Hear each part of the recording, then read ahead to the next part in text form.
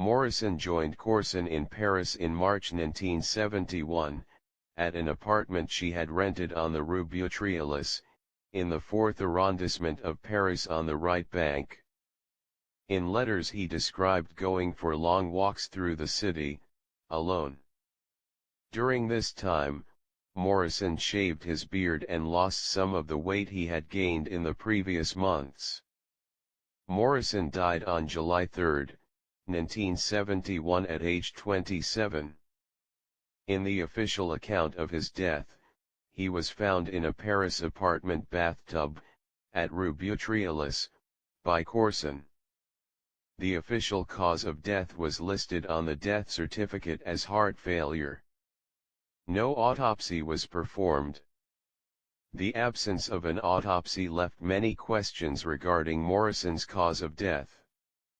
In Wonderland Avenue, Danny Sugerman discussed his encounter with Corson after she returned to the United States. According to Sugerman's account, Corson stated that Morrison had died of an accidental heroin overdose, having snorted what he believed to be cocaine. Sugerman added that Corson had given numerous contradictory versions of Morrison's death, saying at times that she had killed Morrison, or that his death was her fault. Corson's story of Morrison's unintentional ingestion of heroin, resulting in an accidental overdose, is supported by the confession of Elaine Ronay, who has written that Morrison died of a hemorrhage after snorting Corson's heroin, and that Corson nodded off instead of phoning for medical help, leaving Morrison alone and bleeding to death. Ronay confessed in an article in Paris that he then helped cover up the circumstances of Morrison's death, and that there was no autopsy, the normal procedure when a young person dies suddenly, due to the medical examiner being bribed. In the epilogue of No One Here Gets Out Alive, Hopkins and Sugerman write that Ronay and Agnes Varda say Corson lied to the police who responded to the death scene, and later in her deposition, telling them Morrison never took drugs. She also claimed that she was Morrison's cousin. In the epilogue to No One Here Gets Out Alive, Hopkins says that 20 years after Morrison's death, Ronay and Varda broke their silence and gave this account. They arrived at the house shortly after Morrison's death and Corson said that she and Morrison had taken heroin after a night of drinking. Morrison had been coughing badly, had gone to take a bath, and vomited blood. Corson said that he appeared to recover and that she then went to sleep. When she awoke sometime later Morrison was unresponsive, so she called local friends. Hopkins and Sugerman also claim that Morrison had asthma and was suffering from a respiratory condition involving a chronic cough and vomiting blood on the night of his death. This theory is partially supported in The Doors, written by the remaining members of the band, in which they claim Morrison had been coughing up blood for nearly 2 months in Paris, but none of the members of The Doors were in Paris with Morrison in the months prior to his death. No other friends have reported witnessing Morrison coughing. According to a Madame Collinet, who was at Père Lachaise cemetery mourning the recent loss of her husband, she witnessed Morrison's funeral. The ceremony was pitiful, with several of the attendants muttering a few words, throwing a few flowers over the casket, then leaving quickly and hastily within minutes as if their lives depended upon it.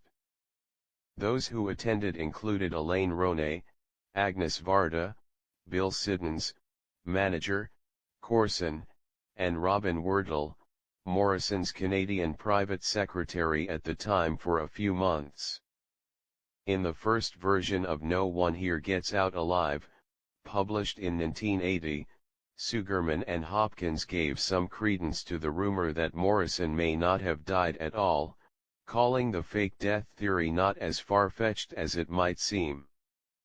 This theory led to considerable distress for Morrison's loved ones over the years, notably when fans would stalk them, searching for evidence of Morrison's whereabouts. No proof of any kind has ever been offered to substantiate Sugerman's suggestion that Morrison was still alive.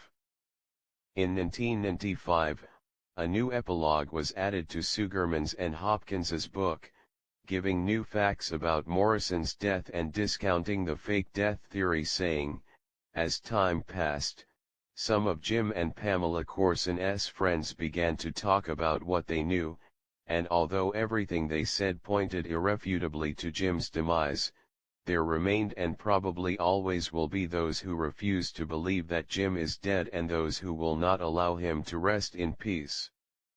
In the August 1, 2014 issue of Mojo magazine, Marianne Faithfull says that her drug dealer boyfriend at the time, Jean de Breteul, killed Morrison. Count Breteul was also dating Corson at this time and providing her with heroin. In the interview, Faithfull says, "I could intuitively feel trouble. I thought, I'll take a few Tuinal and I won't be there. And he went to see Jim Morrison and killed him.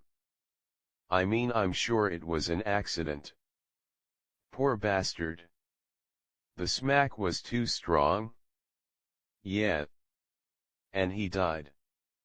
And I didn't know anything about this. Anyway, everybody connected to the death of this poor guy is dead now. Except me."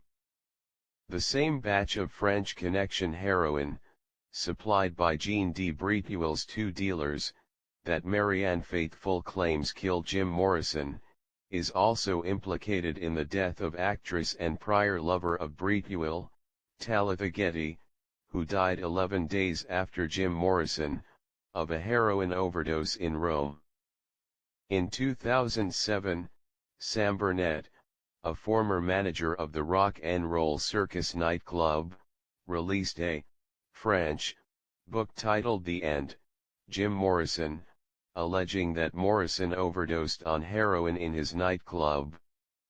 He claims that Morrison came to the club to buy heroin for Corson, used some himself and died in the bathroom, and that his body was then moved back to the Rue Beautrellis apartment by Patrick Chauvel and two drug dealers, nicknamed L.E. Chinoise and L.E. Petit Robert. There have been many other conspiracy theories surrounding Morrison's death, but like Burnett's claims, they are not supported by corroboration, as are the basically concurring accounts of Ronay, Varda, Corson and Faithfull. Wonderland Avenue, in which author Danny Sugerman chronicles his own descent into heroin addiction during the decade that followed Morrison's death, also contains a warning to young Doors fans. Sugerman wrote that Morrison died from substance abuse, plain and simple, and they should ignore any substance abusers who use the contradictory accounts of Morrison's final hours as a justification to get drunk or stoned themselves. If a Doors fan is friendly with a substance abuser who announces plans to die young as a tribute to Morrison, then let him go and die, wrote Sugerman.